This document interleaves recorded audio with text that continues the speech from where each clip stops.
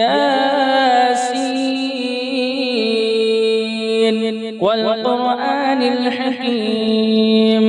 إنك لمن المرسلين على صراط مستقيم تنزيل العزيز الرحيم لتنذر قوما ما أنذر آباؤهم فهم غافلون لقد حق القول على أكثرهم فهم لا يؤمنون إنا جعلنا في أعناقهم أغلالا